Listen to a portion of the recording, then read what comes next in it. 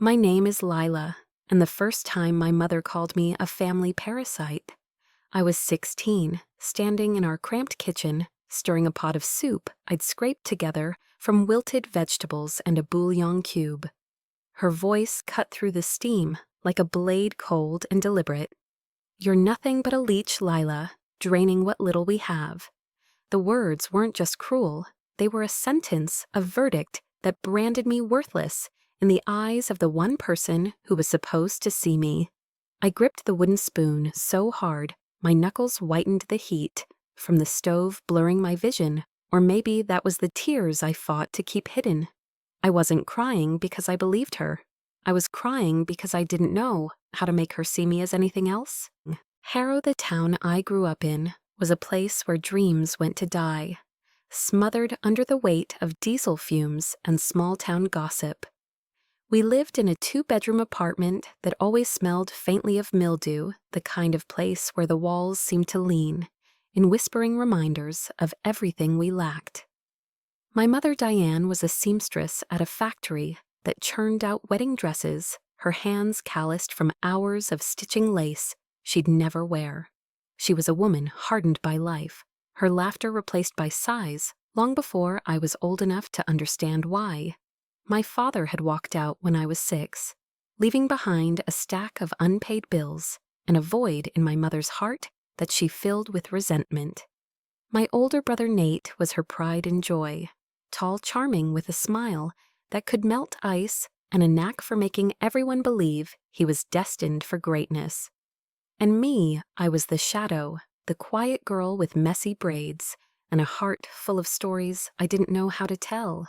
That moment in the kitchen wasn't the first time I felt invisible, but it was the first time the feeling had a name: parasite. The word slithered into my bones, curling up next to every doubt I'd ever had about myself. My mother had been saying it in smaller ways for years, the way she'd roll her eyes when I asked for a new notebook for school, the way she'd praised Nate's every achievement, while my report cards went unnoticed. But that day, as the soup bubbled and the air grew thick with her anger, she gave the wound a voice. I wanted to scream, to throw the pot across the room, and demand to know why I was never enough. Instead, I stirred the soup, my hands, trembling my silence, louder than any words I could have spoken. Harrow wasn't a place that lifted girls like me up. It was a town of narrow streets and narrower minds where everyone knew your story before you could write it yourself. At school, I was the girl in the faded sweater, the one who ate lunch alone with a library book propped open on her knees.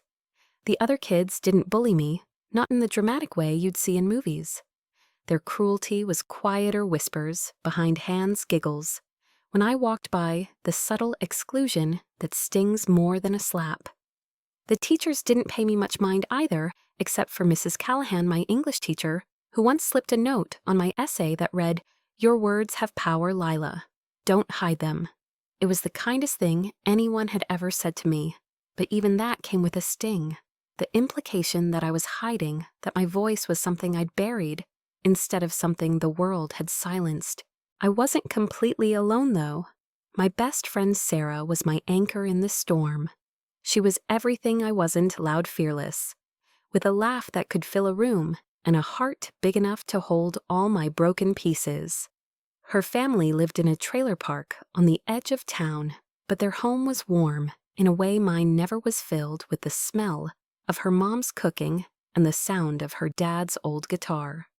Sarah was the one who taught me how to braid my hair, so it didn't look like a bird's nest who shared her clothes when my mother refused to buy me anything new. When I told her about the kitchen incident, her eyes blazed with a fury I'd never seen. "Your mom's wrong, Lila," she said, grabbing my hands so tightly it hurt. "You're not a parasite, you're a fighter. You just haven't found your battle yet." But fighting was hard when the enemy was your own family, your own reflection. At 16, I had dreams fragile as butterfly wings, easily crushed by a single harsh word. I wanted to go to college, to study literature or maybe history, to learn about a world bigger than Harrow's rusted fences. I wanted to write stories that made people feel the way I did when I read Alive, Seen Whole. But every time I let myself imagine that future, my mother's voice crept in, reminding me that dreams were luxuries, and I was just a girl who couldn't even afford new shoes. The summer after the kitchen incident, the cracks in our family grew wider. Nate had graduated high school and landed a job at a car dealership, his charm earning him commissions that made my mother's eyes light up. He was saving for a red Mustang, talking about it like it was his ticket to a life beyond Harrow. I was happy for him in a distant way, but it hurt to see how my mother doted on him, how she'd save the best food for him while I got the leftovers. One night, as I scrubbed dishes in the kitchen, I overheard her talking to him in the living room. "You're the one who's going to make it, Nate," she said, her voice soft with a warmth I'd never felt. "Lila's she's a weight, you know, always dragging us down." The dishwater soaked through my sleeves, cold against my skin, but it was her words that chilled me to the bone. A weight, a parasite, a burden. The labels stacked up, each one heavier than the last, and I felt myself sinking beneath them. I wanted to march into the living room to demand why she saw me as a curse instead of a daughter, but I didn't. I just kept scrubbing the sponge rough against my hands, my heart fracturing in ways I couldn't name. That night, I lay in bed, the moonlight spilling through the cracked window, painting shadows on the ceiling. The words circled in my mind, parasite, burden, weight, each one a stone in my chest. I thought about running away, about packing a bag, and disappearing into a world where no one knew my name. But I was 16, and the world was vast and terrifying, a place I wasn't ready to face alone. So instead, I made a vow, whispered into the dark, like a secret only the stars could hear. I would prove them wrong. I didn't know how or when, but I would build a life so bright, it would blind them so strong, it would silence their doubts. The next morning I woke with a spark in my chest, faint but fierce. I didn't have money or a map, but I had something else, a library card and a hunger for more.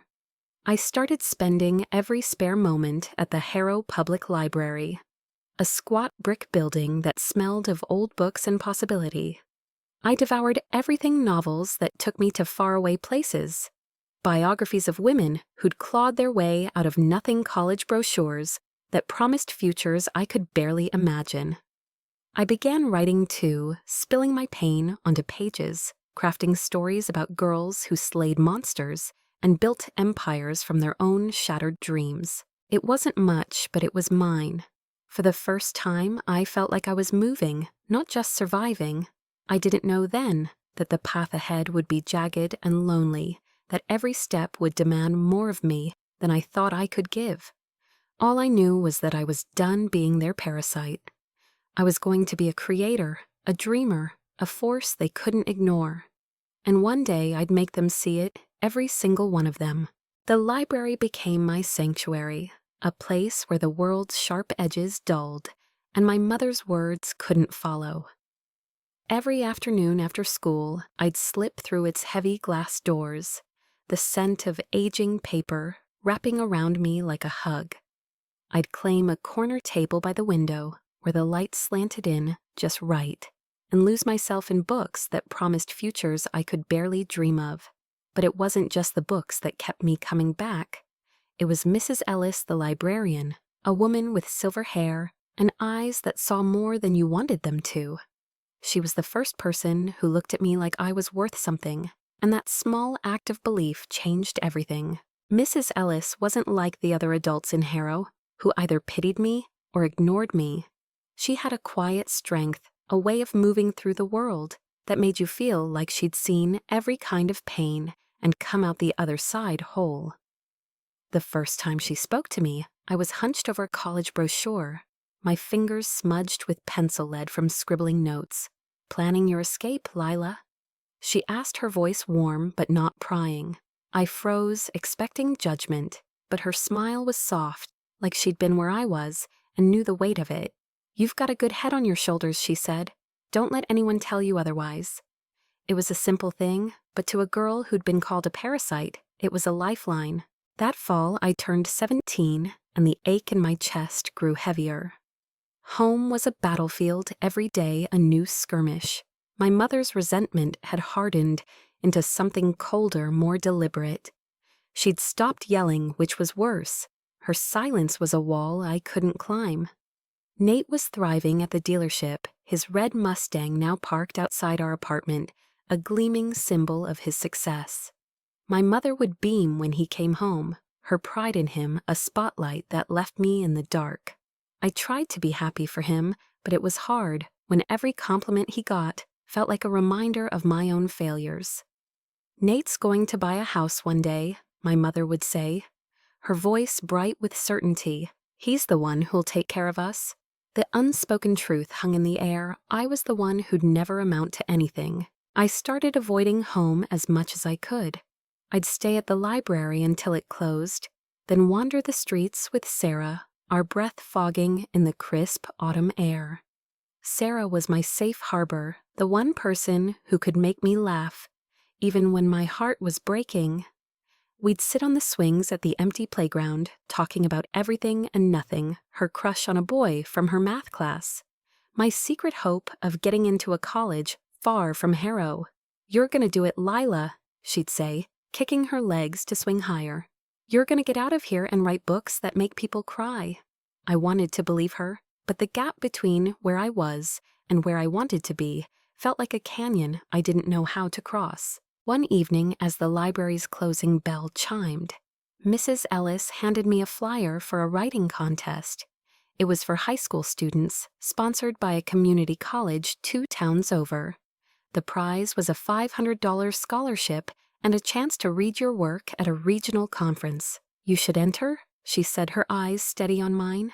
"Your stories deserve to be heard." I took the flyer, my hands shaking, and tucked it into my backpack. That night, I sat on my bed, the flyer smoothed out on my pillow, and let myself imagine it. Standing on a stage, reading words I'd written, proving I was more than a burden.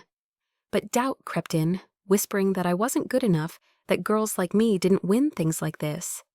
I almost threw the flyer away, but Sarah's voice echoed in my head, fierce and unyielding. "You're a fighter." So I wrote. I stayed up late, my flashlight casting a pale glow over my notebook, pouring everything into a story about a girl named Mara, who lived in a town that tried to break her. Mara was me, but braver. Her pain sharpened into something beautiful. I wrote about her mother's coldness, her brother's shadow, the way the world told her she was nothing but a stone in someone else's path. But Mara didn't break. She built a ladder from her own shattered pieces and climbed. When I finished, my hands were cramped, my eyes burning, but for the first time in months, I felt alive. Submitting the story was terrifying. I mailed it from the post office, my heart pounding, as I handed the envelope to the clerk. For weeks, I carried the weight of it, checking the mailbox every day, half expecting a rejection letter, or worse, nothing at all. My mother noticed my restlessness, but didn't ask why. She was too busy planning Nate's future, talking about how he'd been promoted to assistant manager at the dealership. "He's going to buy that villa on Maple Street." One day, she said one night at dinner, her voice dreamy. "The one with the big windows and the garden." I stared at my plate, my throat tight. The villa was her fantasy, a symbol of everything she thought I'd never give her. Then the letter came. I found it in the mailbox on a rainy afternoon, my fingers trembling as I tore it open. I'd won, not just the scholarship, but first place. They wanted me to read my story at the conference, to stand in front of strangers and share Mara's world. I stood in the rain, the paper soaking through, and cried not from sadness, but from a joy so sharp it hurt. For the first time, I felt like I was more than my mother's words, more than Harrow's pity. I was a writer, and someone had seen me. I didn't tell my mother. I told Sarah, who screamed and hugged me so tight I couldn't breathe, and Mrs. Ellis, who smiled like she'd known all along. The conference was in a month, and I spent every spare moment practicing reading my story aloud. In the library's quiet corners, my voice growing steadier with each try. But as the date approached, the joy began to curdle. I'd have to tell my mother, eventually. She'd notice when I needed a ride to the conference when I wasn't home for dinner. The thought of her reaction made my stomach twist. Would she be proud, or would she find a way to make this about Nate too? The night before I planned to tell her, I overheard another conversation. I was in my room, my door cracked open, when I heard her voice in the living room, sharp with irritation. "Lila's been sneaking around, probably up to no good," she said to Nate. "She's always at that library wasting time when she could be working helping out." Nate laughed a sound that cut deeper than her words. "Let her read her books, Mom. She's not hurting anyone, just existing." Existing, like that was all I'd ever do. I closed my door, my hands shaking, and promised myself I wouldn't let them ruin this. I'd won something, and it was mine, not theirs to take. The conference was held in a community college auditorium, a place that felt impossibly grand compared to Harrow's dingy school gym. I wore Sarah's best dress, a navy blue hand-me-down, that made me feel like someone else, someone who belonged. When I stepped onto the stage, my knees wobbled, but I thought of Mara, of the girl I'd created who refused to break. I read her story, my voice trembling at first, then growing strong, filling the room. The audience was quiet, then erupted into applause, and for a moment I was weightless, untouchable. A professor from the college approached me afterward, handing me her card. "You've got talent, Lila," she said. "There's a scholarship program here. You should apply." I floated home, the card clutched in my hand, but the moment I stepped into the apartment, reality crashed back. My mother was waiting, her arms crossed. "Where were you?" she demanded.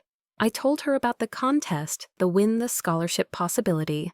My words spilling out in a rush. She didn't smile. "That's nice," she said, her voice flat.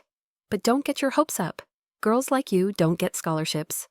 She turned away, and I stood there, the card crumpling in my fist, my victory tasting like ash. That night, I lay awake, the professor's card hidden under my pillow. My mother's dismissal stung, but it also lit something new in me, a defiance that burned hotter than my pain. I wasn't just going to prove her wrong. I was going to build a life so big, so undeniable, that she'd have to see it. I didn't know how, but I knew where to start, with the scholarship, with the library, with the stories only I could tell. And I swore to myself that I'd never let her words define me again. The professor's card became my talisman, a small rectangle of hope I carried in my pocket, its edges softening from my constant touch, her words at the conference. "You've got talent," Lila echoed in my mind, a counterpoint to the venom my mother had poured into me for years. I was 17, a senior now, and the world felt both impossibly vast and suffocatingly small. Harrow's streets seemed to close in tighter each day, the weight of my mother's dismissal pressing against my chest. But I had a goal now, a spark that refused to die. I was going to apply for that scholarship, and I was going to get out. School was a blur of routine and quiet rebellion. I kept my head down in class, scribbling notes and story ideas in the margins of my textbooks. Most of my teachers didn't notice the shift in me, the way my eyes burned with purpose. But Mrs. Callahan did.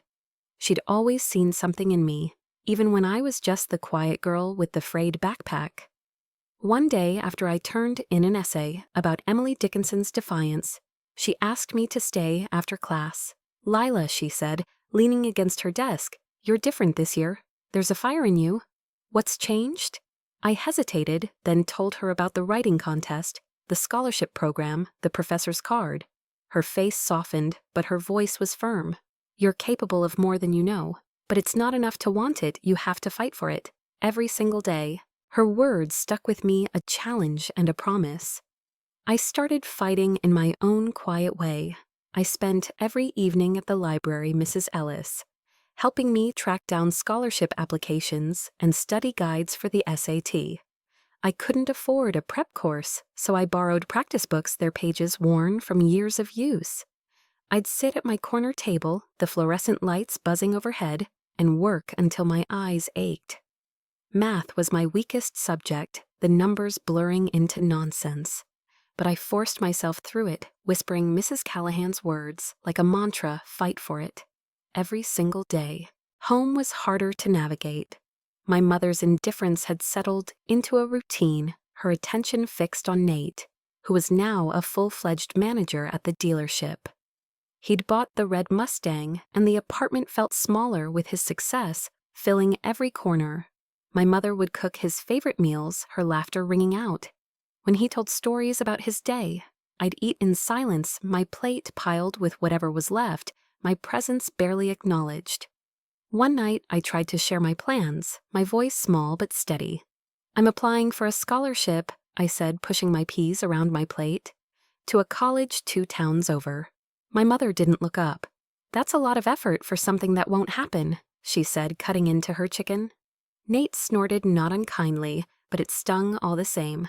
"Let her dream, Mom," he said, like my ambitions were a child's game. I stopped trying to tell them after that.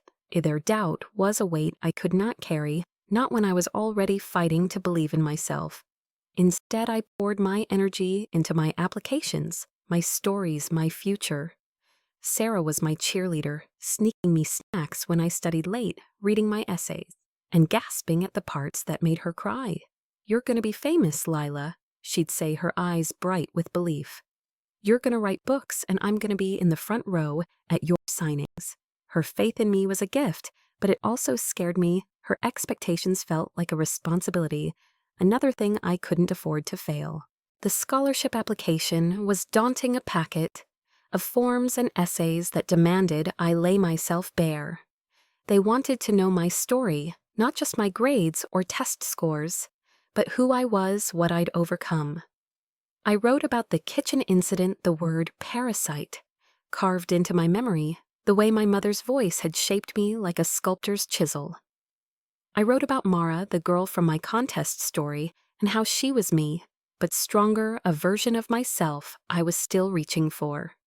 I wrote about the library, Mrs. Ellis Sarah, my anchors in a world that felt determined to drown me.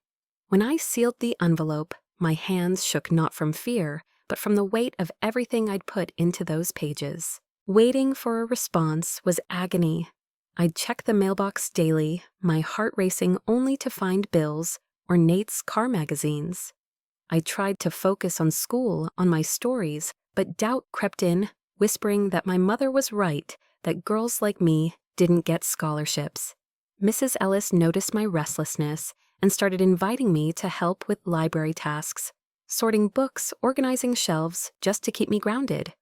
One afternoon, as we stacked biographies, she told me about her own life, how she'd grown up in a town like Harrow, her parents telling her she'd never be more than a housewife. "I proved them wrong," she said, her voice steady. "Not because I hated them, but because I loved myself enough to try."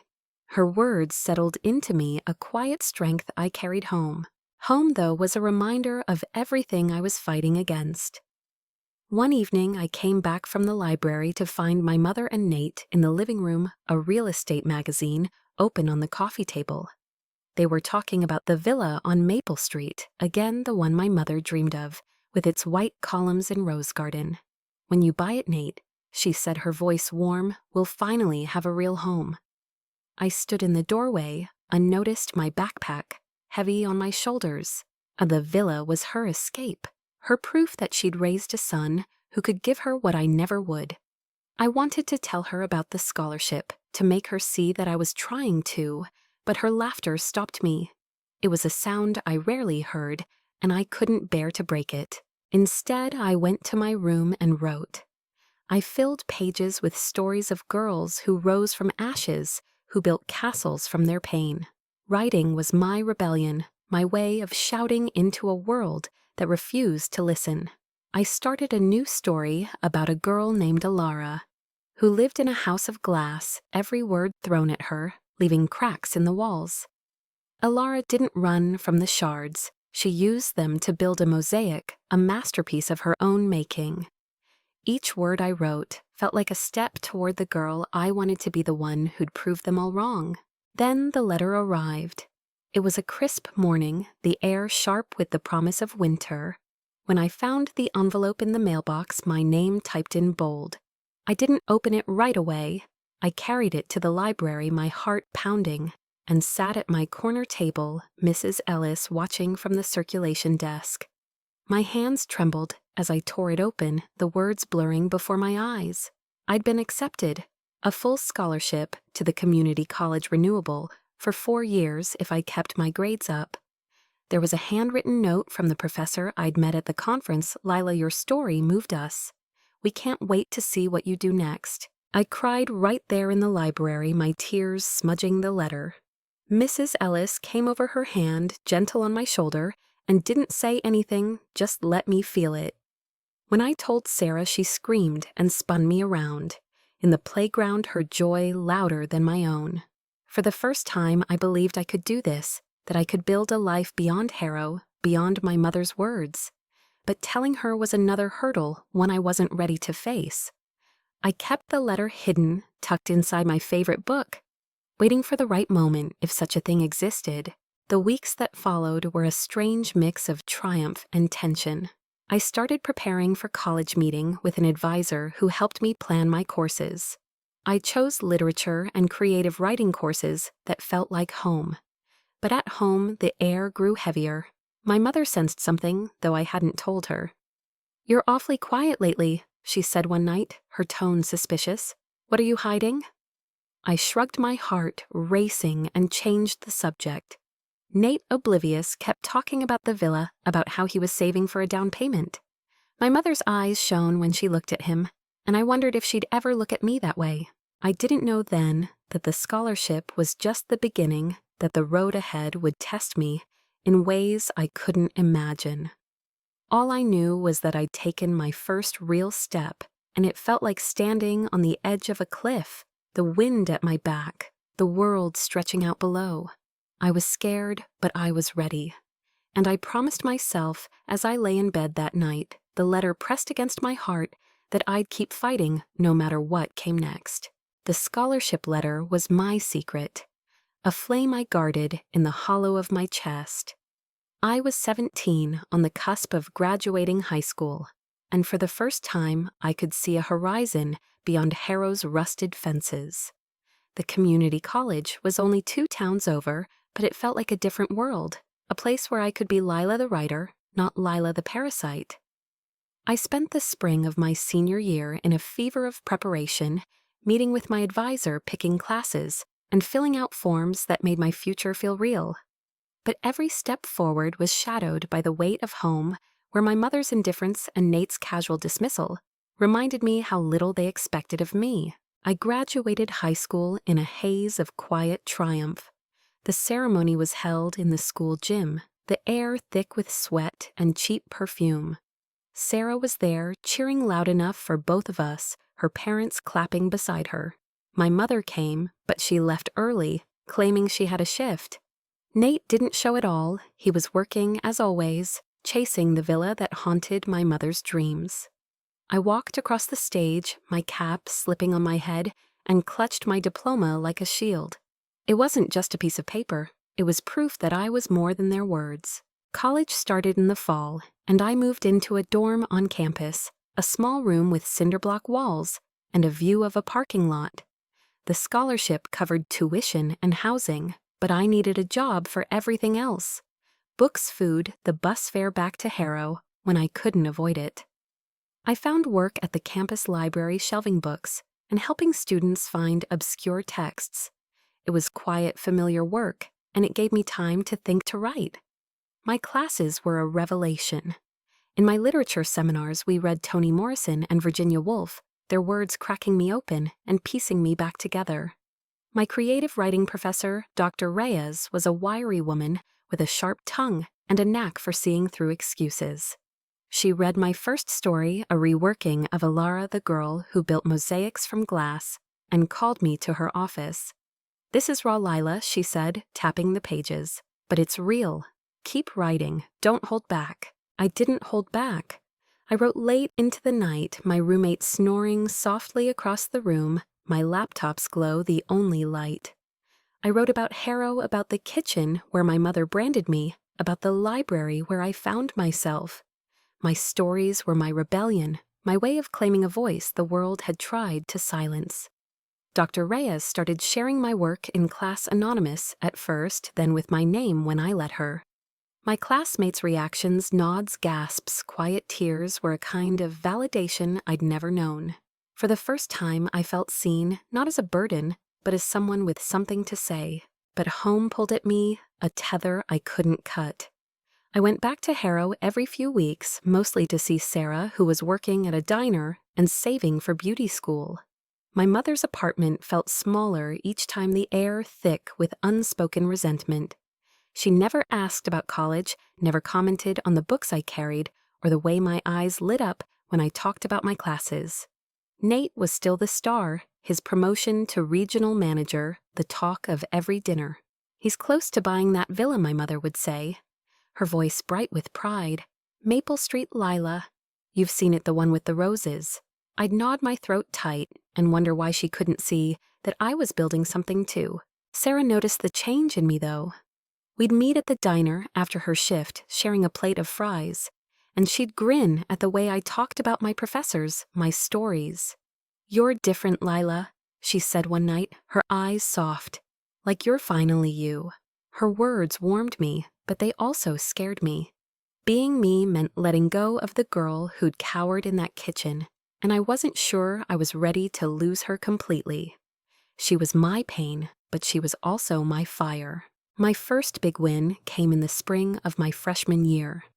Dr. Reyes submitted one of my stories to a regional literary magazine, and it was accepted for publication. The editor called me, her voice crackling with excitement, and offered me a spot to read at their annual showcase. It was a paid gig, $200 more money than I'd ever earned at once, and a chance to share my work with a real audience.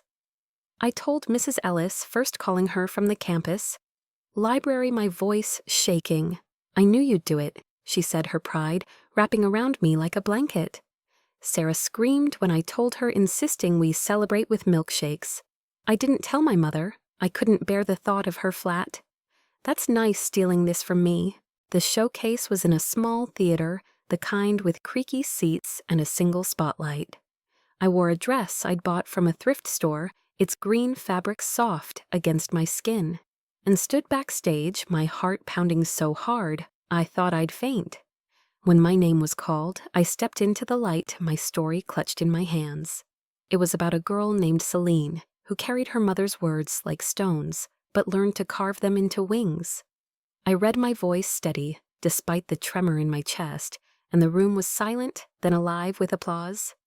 Afterward, a woman in the audience, a local publisher, handed me her card and said, "Keep writing, Lila. You've got something special." I floated through the next week, the card tucked beside the professor's from the conference, my collection of possibilities growing. But the high didn't last. I went home for spring break, and the moment I stepped into the apartment, my mother's voice brought me crashing down. "You're looking thin," she said, her eyes narrowing. "College isn't feeding you right." It wasn't a question, just another judgment. I tried to tell her about the magazine, the reading, but she cut me off. "Nate's putting in an offer on the villa," she said, her face glowing. "He's doing it for us, Lila, for the family." The word family stung like I wasn't part of it.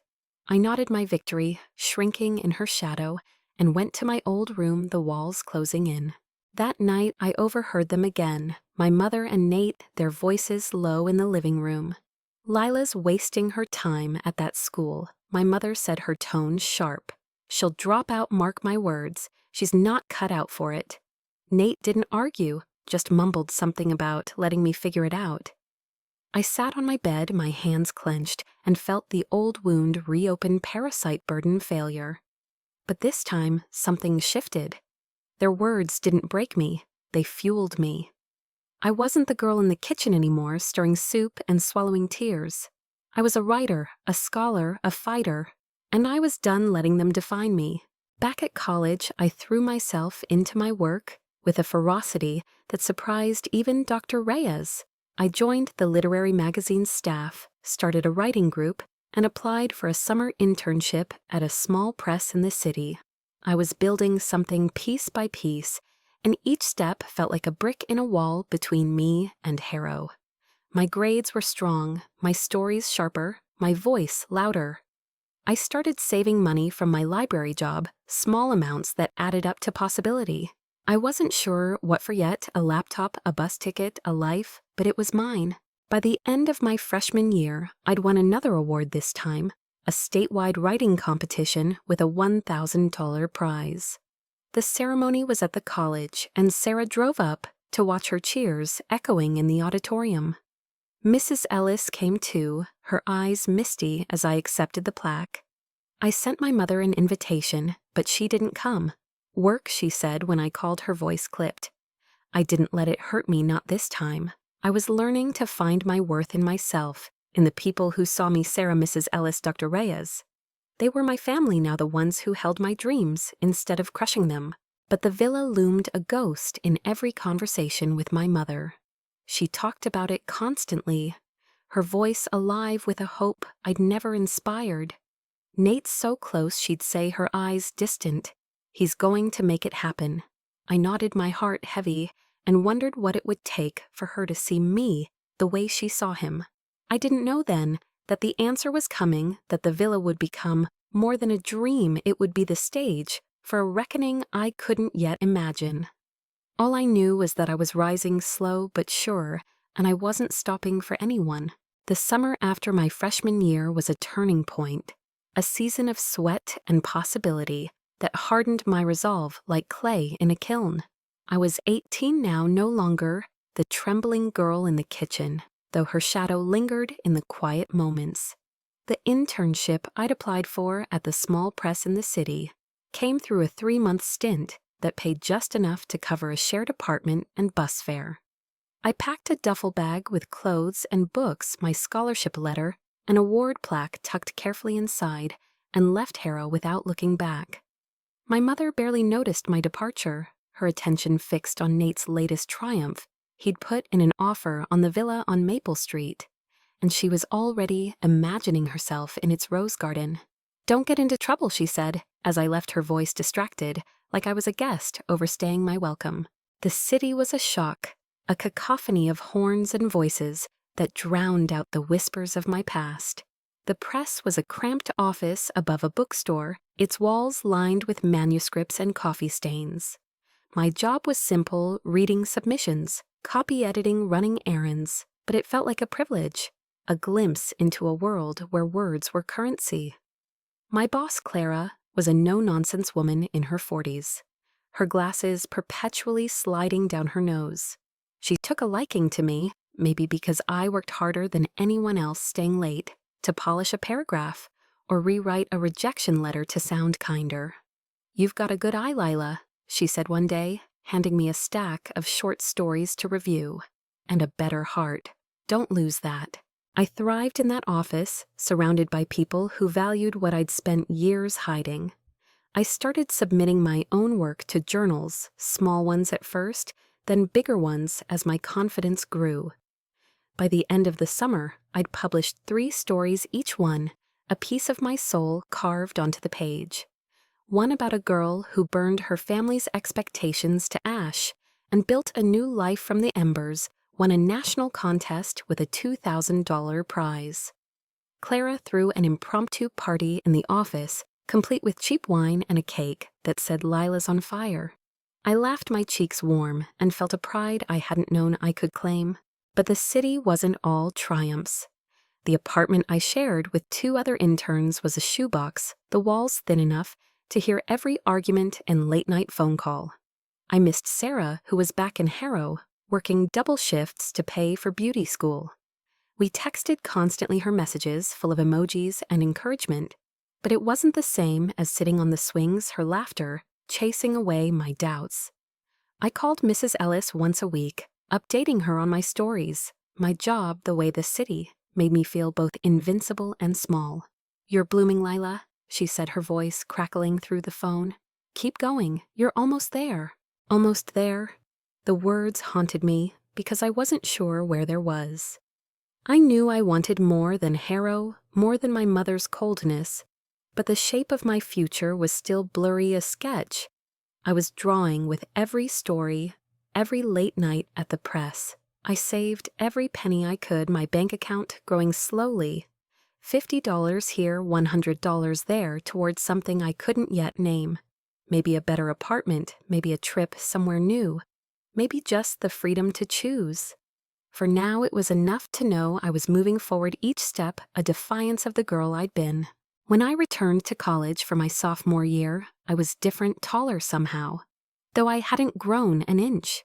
My classes were harder, but I was hungrier, devouring texts and debates, with a ferocity that surprised my professors.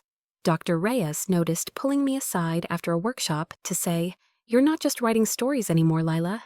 You're telling truths." She nominated me for a prestigious writing fellowship, a year-long program that included a stipend and mentorship with a published author. I applied, pouring weeks into the portfolio, my hands shaking as I hit send. If I got it, it could change everything, a real shot at a career, a life built on my terms. Harrow, though, was a weight I couldn't shake. I went back for Thanksgiving, the bus ride long and cold, my heart heavier with every mile. The apartment was the same cramped, stale, filled with my mother's dreams of the villa. Nate's offer had been accepted, and the closing was set for spring. My mother talked about it nonstop, her eyes bright with a future I wasn't part of. "It's got 4 bedrooms, Lila," she said, stirring a pot of gravy. "Enough for Nate to start a family one day." I nodded my fork, scraping my plate, and wondered why she never asked about my plans, my stories, my life. I tried to tell her about the internship, the publications, the fellowship application, but the words stuck in my throat. She didn't ask, and I didn't offer. Instead, I spent most of the weekend with Sarah, who'd started beauty school and was already cutting hair like she'd been born with scissors in her hand. We walked through Harrow's empty streets, the wind biting our cheeks, and she listened as I poured out everything: the city, the press, the fear that I was chasing, a dream I'd never catch. "You're not chasing Lila," she said, linking her arm through mine. "You're building, and it's beautiful." Her words carried me back to college, where I threw myself into my work with a new intensity. I joined a student advocacy group, speaking out about access to education for kids from towns like Harrow. I started a blog posting my stories and essays, and was stunned when it gained a small but loyal following. Readers left comments, strangers, who said my words made them feel less alone, and I'd read them late at night, my eyes stinging with gratitude. I was becoming someone not just to myself but to others, and it was both thrilling and terrifying. Then the fellowship letter came. I was in the campus library shelving books when I checked my email and saw the subject line, "Congratulations." I'd won a full year of funding, a mentor, a chance to write a manuscript. The stipend was enough to quit my library job and focus on my work, maybe even save for something bigger. I called Sarah first, her scream so loud I had to hold the phone away from my ear. Mrs. Ellis cried when I told her, her voice thick with pride. Dr. Reyes hugged me, a rare break in her usual sharpness, and said, "This is just the start, Lila. Keep going." I didn't tell my mother, not yet.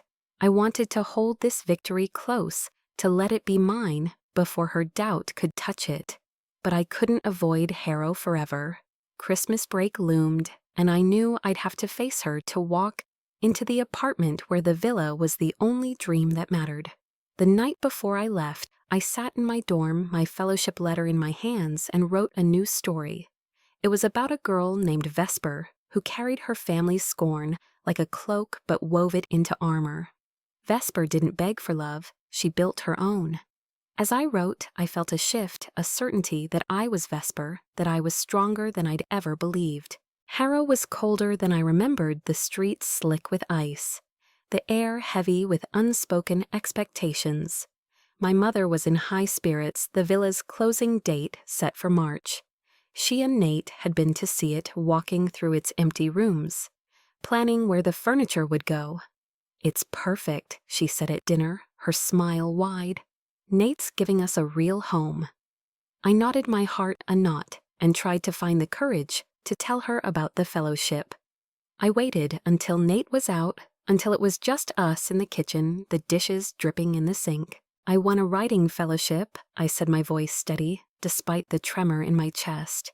It's a big deal, Mom. A stipend, a mentor, a chance to write a book. She looked at me, her eyes narrowing, and for a moment I thought she might smile, might see me. But then she sighed, wiping her hands on a dish towel. That's nice, Lila, she said, her tone flat. But don't get too full of yourself. Writing won't pay. For a house like Nate's. She turned away, and I stood there, the air sucked out of me. Her words a fresh cut on an old wound. I left the kitchen, my hands shaking, and went to my room where I wrote until dawn. I wrote about Vesper, about the girl who didn't need her mother's love to shine. And I promised myself, as the first light crept through the window, that I'd keep building, keep rising, until my life was so bright it blinded them all. The villa was their dream, but I was crafting my own, and it was bigger than any house on Maple Street. The fellowship was my rocket fuel, propelling me into my junior year with a momentum I'd never known. I was 19, living in a new dorm with a view of the campus quad. My days a blur of classes, writing, and the kind of purpose that made my bones hum. The stipend let me quit my library job, freeing up hours to work on my manuscript, a collection of linked stories about girls who turned their pain into power. My mentor, a novelist named Rachel Nguyen, was a force, blunt, brilliant, and fiercely encouraging. In our first meeting, she read my draft and said, Lila, you're not just writing, you're carving out a space for yourself. Keep digging. Her words were a spark, and I burned with them, writing late into the night, my stories growing sharper, bolder, truer. College had become my home, a place where I was Lila the writer, Lila the scholar, not Lila the burden. My blog was gaining traction with thousands of readers. Now people from places I'd never been who wrote to say my stories gave them courage. I started speaking at campus events, sharing my work at open mics and student panels. My voice, once a whisper, was finding its strength, and every time I stood in front of a crowd, I felt the girl from the kitchen fade a little more. Dr. Reyes pushed me to apply for more opportunities, grants, residencies, even a national writing conference where I'd present my work. You're ready, Lila, she said, her eyes gleaming. The world's waiting. But the world I'd left behind wasn't. Harrow was a shadow that followed me, its pull strongest when I went home. I avoided it as much as I could, spending breaks with Sarah, or crashing in the dorms when they stayed open. Sarah was thriving in beauty school, her Instagram full of vibrant haircuts and glowing clients. We'd meet halfway sometimes in a diner between Harrow and the college, splitting milkshakes and dreaming out loud. You're gonna be on bookshelves, Lila, she'd say, her grin wide. And I'm gonna do your hair for the launch party. Her belief in me was a constant, a warmth I carried back to campus. My mother, though, was a wound that wouldn't heal. I called her every few weeks, hoping for a crack in her armor, but our conversations were brief, her voice clipped. She was consumed with the villa which Nate had officially bought in March. They'd moved in over the summer, and she talked about it like it was a palace, every detail a testament to Nate's success. The garden's blooming, Lila, she'd say, her voice alive in a way it never was with me. You should see the roses. I hadn't been invited to see it, and she didn't ask me to come. I told myself it didn't hurt, but the lie tasted bitter. I kept my achievements to myself, guarding them like treasures she couldn't tarnish. The fellowship had led to more wins, a grant, to fund my manuscript, a residency, at a writer's retreat, a slot at the national conference.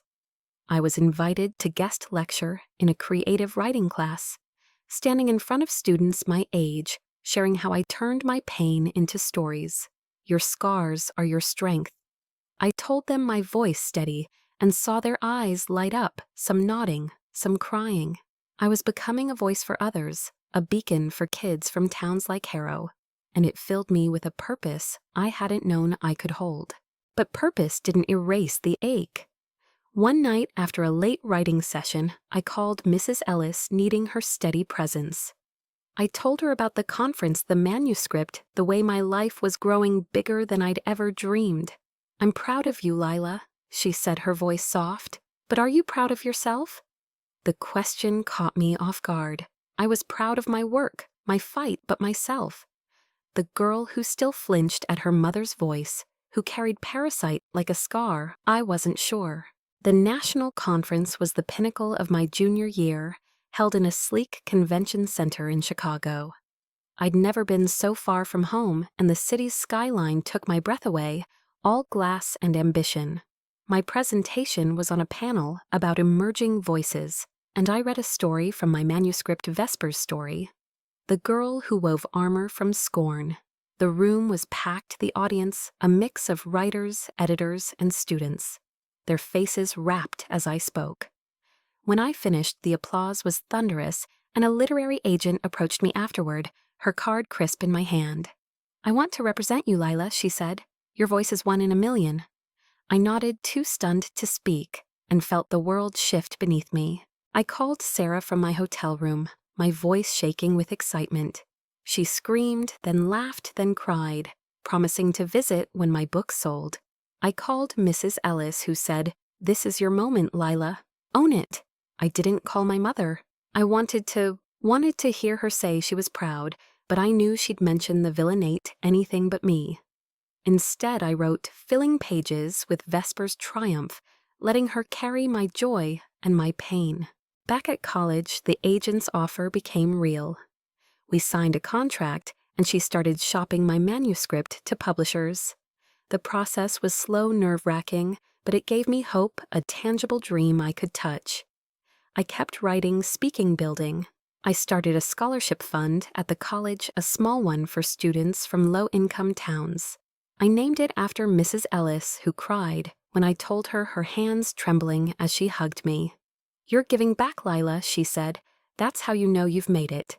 But Harrow was waiting, a reckoning I couldn't avoid. My mother called one spring evening, her voice different, less cold, more urgent. "You should come see the villa," she said. "Nate wants you to. It's home now." I hesitated, my heart a tangle of hope and fear. I hadn't been back in months, hadn't seen the villa she'd built her dreams around. Part of me wanted to go, to stand in its perfect rooms and prove I was more than the girl she'd dismissed. Part of me dreaded it, knowing her pride would be for Nate, not me. I went because I needed to face it, to see the villa and the life they'd built without me. The bus ride was long, the air heavy with April rain. Harrow looked smaller, its streets shabbier, but the villa on Maple Street was everything my mother had described: white columns, wide windows, roses climbing the fence. Nate met me at the door, his smile easy, like we were old friends. "Welcome to the castle," he said, and I forced a laugh, my stomach twisting. My mother was in the kitchen, her apron dusted with flour, and for a moment she looked softer, almost happy to see me. "It's nice, isn't it?" she said, gesturing to the gleaming counters, the chandelier above the dining table. I knotted my throat tight and waited for her to ask about me, my life, my work. She didn't. The visit was a parade of Nate's success, the villa, his new car, his plans to expand the dealership. My mother glowed, her laughter filling the house, and I sat quietly, my hands folded in my lap, feeling like a ghost in their story. I tried to tell them about the agent, the manuscript, the conference, but my mother waved it off. "That's nice, Lila," she said, her eyes on Nate. "But look at this place. Nate did this for us." I swallowed the hurt, let it settle into the hollow where Parasite still lived, and left the next day, promising myself I'd never come back for her approval again. Back at college, I channeled the pain into my work. My manuscript sold to a mid-sized publisher, a deal that included a modest advance and a promise of a book tour. I cried when I signed the contract, not just for the victory, but for the girl who'd thought she'd never be enough. Sarah flew out to celebrate, her hair now a vibrant purple, and we danced in my dorm, laughing until we couldn't breathe. Mrs. Ellis sent a card, her handwriting shaky, but proud.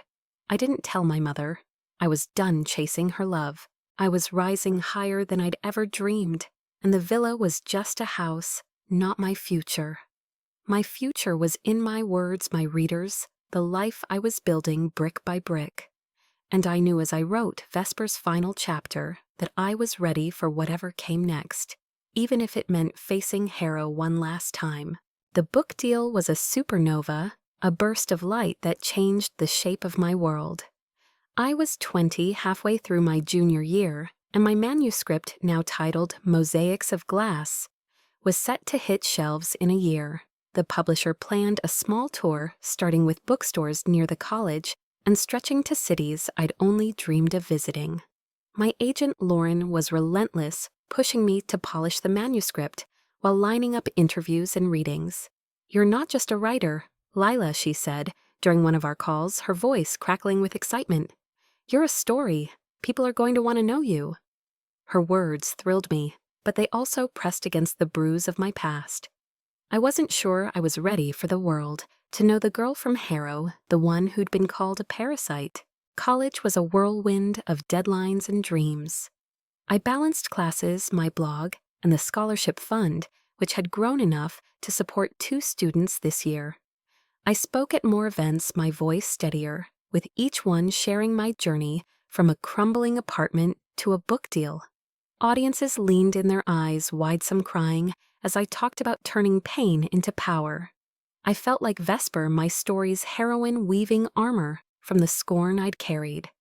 But every time I went back to Harrow, that armor cracked and the girl in the kitchen slipped through. I didn't go home often, but Sarah's graduation from beauty school pulled me back that spring. She'd opened a small salon in Harrow, a bright space with yellow walls, and her name on the sign, Sarah's Snips. I stood in the crowd cheering as she accepted her certificate, her purple hair gleaming under the lights. Afterward, we celebrated at the diner, splitting a milkshake like old times. "You're a big deal now, Lila," she said, her grin wide, "but you're still my best friend." Her words were a balm, a reminder that some parts of me didn't need to change, no matter how far I climbed. My mother called a week later, her voice softer than usual. "You should come to the villa," she said. "Nate's throwing a party. He wants you there." I hesitated, my heart a knot of old wounds and new strength. The villa was their triumph, not mine, but something in her tone, a rare hint of warmth, made me agree. I told myself it was for Sarah, for Mrs. Ellis, for the part of me that still wanted to prove them wrong. I didn't expect it to be the moment everything changed. The party was in June, the air thick with summer heat, and the scent of roses. The villa was even grander than I remembered its windows, glowing music spilling from the open doors. Nate had invited half of Harrow co-workers' neighbors, old high school friends, and the lawn was crowded, with people holding drinks and laughing too loud.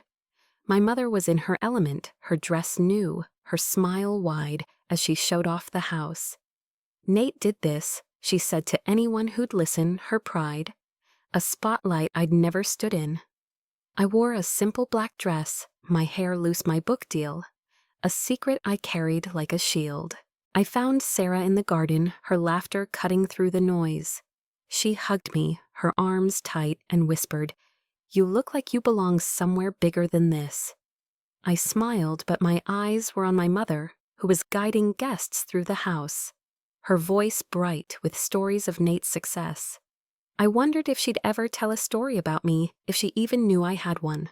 The night took a turn when Mrs. Ellis arrived. I'd invited her, needing her steady presence, and she walked in with a quiet grace, her silver hair catching the light. She hugged me, her eyes misty, and said, "I'm so proud of you, Lila. You've done more than I ever dreamed." Her words were a spark, and I felt a surge of courage. I hadn't planned to talk about my book, but the weight of my mother's dismissal, Nate's obliviousness, and the villa's looming presence pushed me to act. I found Nate by the bar, his tie loose, his smile easy. "Can I say something?" I asked, my voice steady despite the tremor in my chest. He blinked surprised, but nodded, handing me the microphone the DJ was using. The music stopped and the crowd turned their eyes on me. My mother was near the front, her face a mix of curiosity and suspicion. I took a breath, my heart pounding, and spoke. "My name is Lila Monroe," I said, my voice carrying over the garden. Most of you know me as Nate's sister or Diane's daughter or the quiet girl from Harrow. But I'm more than that. I'm a writer. I've spent years fighting to be seen, to prove I'm not the burden some of you thought I was. I paused, my eyes locking with my mother's, her expression unreadable. I won a scholarship to college published stories, spoke at conferences, and this year I signed a book deal. My novel Mosaics of Glass comes out next spring. It's about girls like me who turn their pain into something beautiful. The crowd was silent, then erupted into applause. Sarah's cheers the loudest. Mrs. Ellis was crying, her hands clasped. Nate looked stunned, his drink forgotten in his hand. My mother stood frozen, her eyes wide, like she was seeing me for the first time. I kept going, my voice stronger now. I didn't do this for anyone's approval. I did it for me. Because I'm worth more than the words you used to define me: parasite, burden, failure. I'm a writer, a dreamer, a fighter, and I'm just getting started. I handed the microphone back to Nate, my hands shaking, and the crowd surged around me, strangers offering congratulations. Classmates I hadn't seen in years, clapping me on the back. Sarah hugged me, her tears soaking my shoulder. "That's my girl," she whispered. Mrs. Ellis took my hand, her smile radiant. "You've claimed your space, Lila," she said. "No one can take that away." Nate found me later, his face a mix of awe and guilt. "I didn't know, Lila," he said, his voice low. "You're incredible. I'm sorry I didn't see it." I nodded the apology, a small stitch in a wound that would take time to heal. "Just don't call me a burden again," I said, half smiling, and he laughed, a sound that felt like a bridge. My mother was harder. She cornered me in the kitchen, her arms crossed her face, a storm of emotions. "Why didn't you tell me?" she asked, her voice sharp but trembling. I looked at her, the woman who'd shaped my pain, and felt a strange calm. "I tried, Mom," I said. "You didn't listen.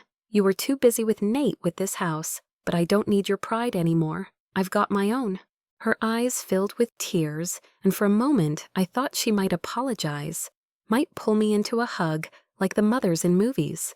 But she just nodded, her lips tight, and walked away. I let her go, the ache in my chest softer now, less like a wound and more like a memory. I didn't need her to see me. I'd seen myself, and that was enough. The party continued, but I felt like I was floating above it, untethered from Harrow's gravity. Sarah and Mrs. Ellis stayed by my side, their love a shield against the whispers and stares. As I left, Nate stopped me at the door, his eyes earnest. "Come back any time, Lila," he said. "This is your home too." I smiled, but I knew I wouldn't. The villa was their dream, not mine. My home was in my words, my readers, the life I was building. I returned to college the next day, my heart full but heavy. The confrontation had been a release, a shedding of the girl who'd begged for validation. I wrote about it, pouring the night into a new story, one where Vesper stood before her family and claimed her light. The words flowed fierce and free, and I knew I was ready for the next chapter, not just of my book, but of my life. The world was waiting, and I was no longer afraid to meet it. The night at the villa was a turning point, a moment where I stepped out of the shadow of my mother's words and into my own light.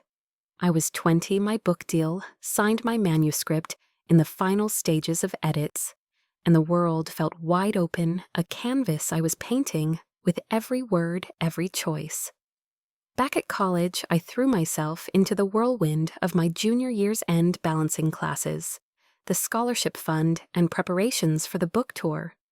Mosaics of Glass was set to release in the spring, and my publisher was buzzing with plans, readings, signings, even a possible podcast interview.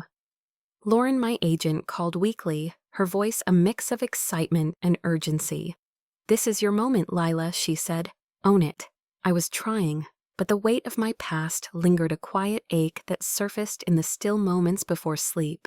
Harrow felt farther away than ever, but it wasn't gone. Sarah kept me tethered, her texts a lifeline of gossip and encouragement. She was thriving at her salon, her client list growing, her dreams as vivid as her ever-changing hair. "I'm saving up for a trip to see you read," she told me during one of our late-night calls. "Gonna be front row screaming like a fangirl." I laughed, picturing her purple curls in a bookstore crowd, and felt a warmth that no distance could dim. Mrs. Ellis, too, was a constant, sending me letters filled with library updates and quiet pride. "You're my legacy, Lila," she wrote once, and I cried, tucking the note into my growing collection of treasures. Her letters, the professor's card, my award plaques. My mother was a different story. After the villa party, she didn't call, and I didn't reach out. Nate texted occasionally, his messages awkward but kind, inviting me back to the villa for holidays, or just to hang out. I declined not out of anger, but because I was building something new, and Harrow didn't fit anymore. The villa, with its roses and my mother's dreams, was a monument to a life I'd never been part of. I didn't hate her, not anymore. I just didn't need her to see me. My worth was in my work, my readers, the students I'd helped through the scholarship fund. It was enough.